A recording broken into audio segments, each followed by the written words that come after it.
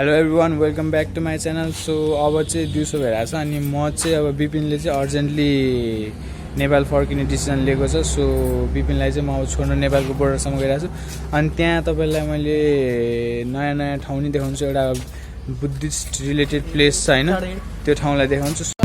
बस के ल बस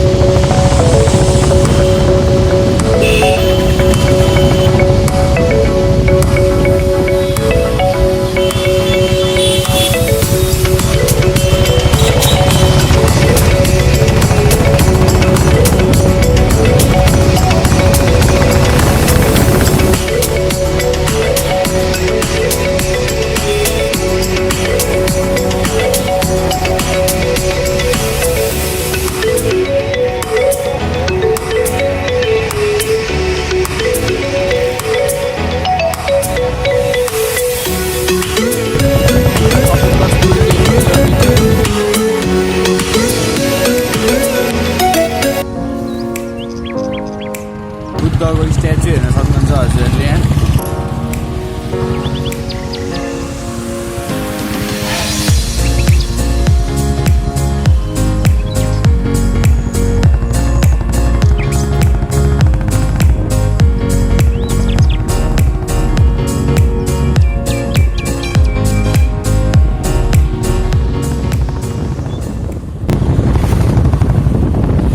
उत्रिक पनि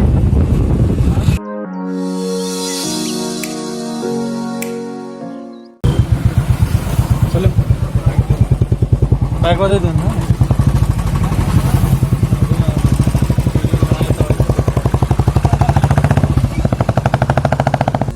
सो पुलिस चाहिँ थियो अनि बाइकबाट ओर्लिनु पऱ्यो। 3 जना बसेको थियौँ होइन, अगाडि विभिन्नहरू वेट गरिरहेको छ। सो यहाँ पनि 3 जना बस्न अलाउड छैन नेपाल जस्तै होइन। ब्याक खै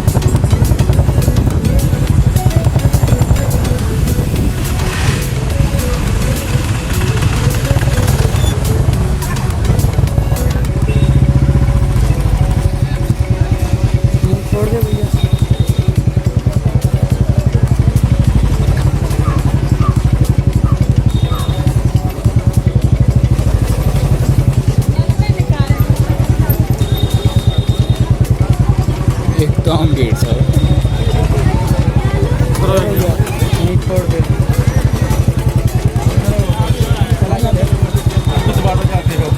ठिक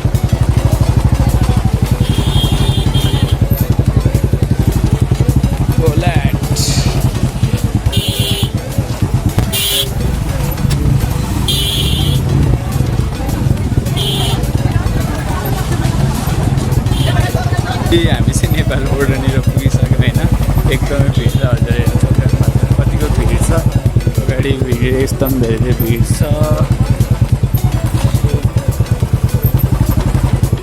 मास्क कम्पलसरी भिडमा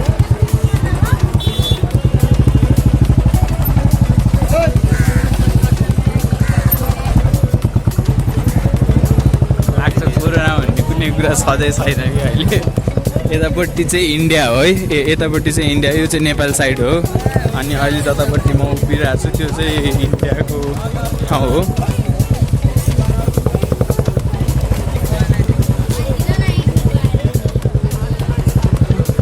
एकदम धेरै क्राउड एकदमै धेरै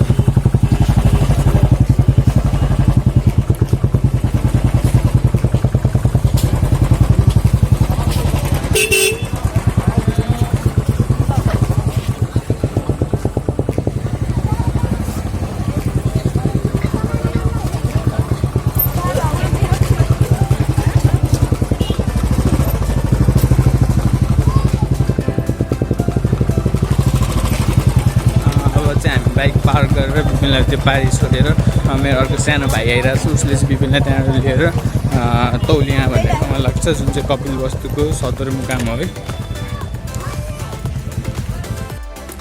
रोयल इनफिल्ड राइडर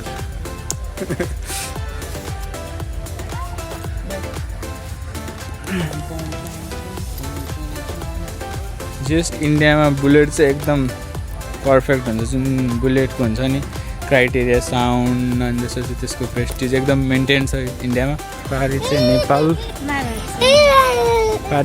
हो सो अब हामी चाहिँ नेपाल पहिला इन्डियाबाट नेपालतिर लाग्दैछौँ गाइड छैन गाइड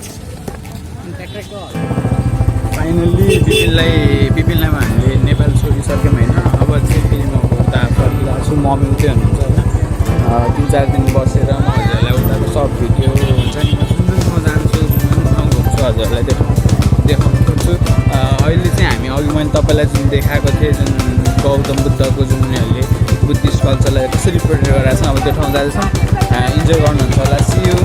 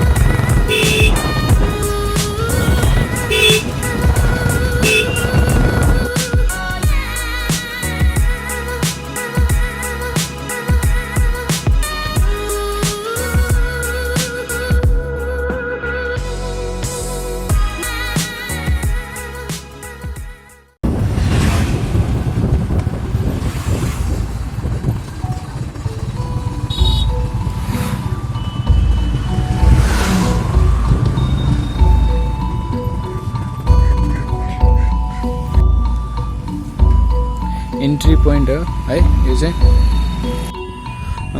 सो फाइनली यो चाहिँ हुन्छ नि इन्डियाबाट प्रोटेक्ट गरेको एउटा बुद्धिस्ट कल्चर हो यहाँ चाहिँ main stupa Finally, I got a chance to visit this place. This place is located near to Indo-Nepal border, situated in India, Piprauma, and यो ठाउँ चाहिँ famous as a hometown of Lord Gautam Buddha.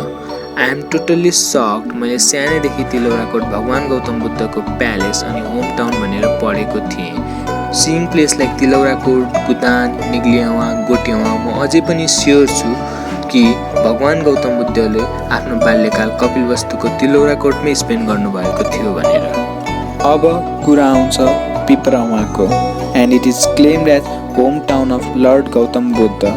अनि claim चाहिँ just based छ एउटा स्तूपलाई evidence लिएर। जब मैले research बुकहरू पढेँ, टेक्स्ट बुकहरू पढेँ, I found out that Piprawa is a part of lord Gautam Buddha and stupa was build up by his kingdom people who were none as Maurya वंशज। भगवान गौतम बुद्धको मृत्युपछि उहाँको अस्थि धातुलाई 8 अंशमा विभाजन गरिएको थियो। त्यही 8 अंशमध्ये मौर्यहरूले 1 अंश पाएका थिए र त्यही 1 अंशलाई राखेर वर्तमान पिपरावामा स्तूपा निर्माण गरिएको थियो। यही स्तूपालाई देखाएर भारतीय सरकारले प्राचीन कपिलवस्तु भनेर पिपरावालाई प्रचारित गर्न खोजिरहेको छ। यी मौर्यहरू प्राचीन शाक्य वंशजका नै थिए। विरुद्धकले कपिलवस्तुमाथि आक्रमण गरी शाक्यहरूको विनाश गरेपछि बचेका शाक्यहरू मध्ये केही यही ठाउँमा आएर राज्य सञ्चालन गरेर बसेका थिए र उहाँहरूलाई यस ठाउँमा मौर्यका नामले चिनिन्थ्यो।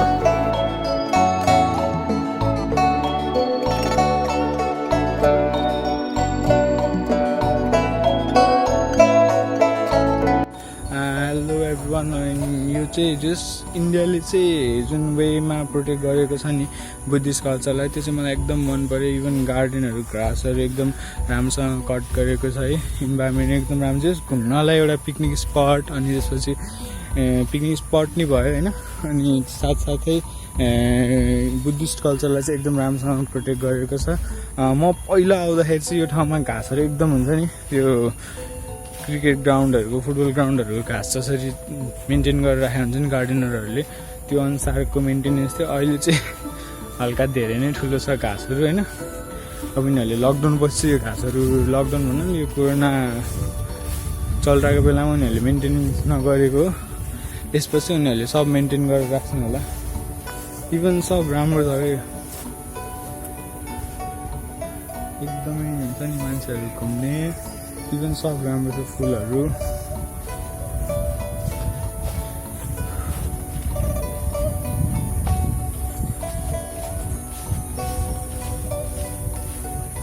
बिपिन गइहाल्यो भने बिपिन भए अझै रमाइलो हुन्थ्यो यो ठाउँमा। धेरै खासै त केही छैन बट हुन्छ नि। अब यसपछि चाहिँ तिलौराकोट नै जान्छ। तिलौराकोट भनिन्छ त्यो चाहिँ नेपालमा छ है, नेपाल तौलिया भन्ने ठाउँमा छ।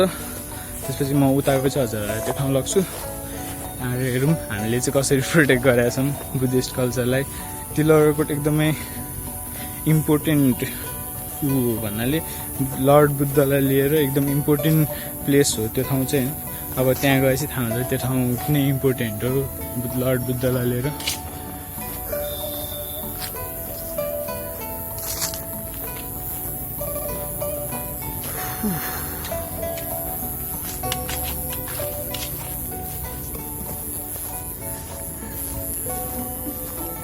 सब कुरा कस्तो मेन्टेन छ, पिस छ। एक्लै भएर होला अहिले त्यस्तो खासै केही उ नलाग्यो। दाइ नै एकछिन बाहिर काम भएर रोकिहाल्नु भयो होइन। ओ पोन्ड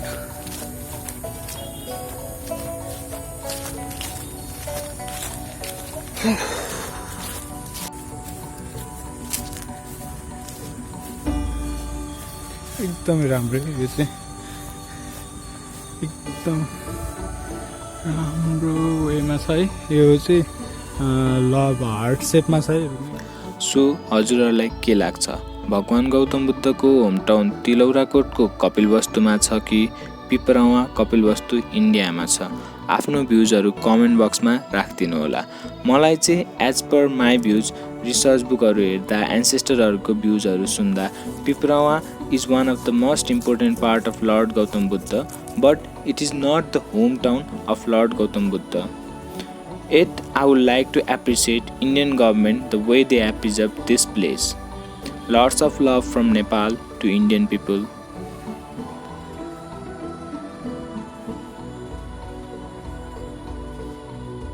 हेलो एभ्रिवान, धेरै बेर चाहिँ मैले यो ठाउँ एक्सप्लोर गर्न सकिनँ। जति एक्सप्लोर गरेँ मैले क्याप्चर चाहिँ गरेको छैन। अब यो ठाउँको बारेमा बुझ्छु के कसो छ यो ठाउँहरू। Thank you. फाइनल्ली मैले यो ठाउँ चाहिँ एक्सप्लोर चाहिँ गरेँ होइन। यो ठाउँको नाम चाहिँ पिलवस्तु हो। सो यो ठाउँ चाहिँ एउटा बुद्धिस्ट मोनुमेन्टलाई कल्चर गरेर मतलब प्रोटेक्ट गरेर राखेको एकदमै राम्रोसँग प्रोटेक्ट गरेको छ। भिडियोमा हजुरहरूले हेरिसक्नु भएको होला। सो अब चाहिँ म फेरि फर्केर घर जाँदैछु अनि पछि फर्दर भिडियोहरू नि हजुरलाई लिएर आउँछु। उहाँ चाहिँ मेरो दाइ। फाइनल्ली हामीहरू चाहिँ घर पुगिसकेका छौँ होइन। हजुरहरूलाई यो भिडियो कस्तो लाग्यो, भिडियो मन परेमा लाइक सेयर गरिदिनु होला। यदि हजुरहरू यो च्यानलमा नयाँ हुन्छ भने सब्सक्राइब गरिदिनु होला। Bye bye. अब नेक्स्ट भिडियो लिएर आउँछु चाँडै होइन। स्ट्रिट फुड भनेर इन्डियाको हेरौँ कस्तो हुन्छ। See you, Tata.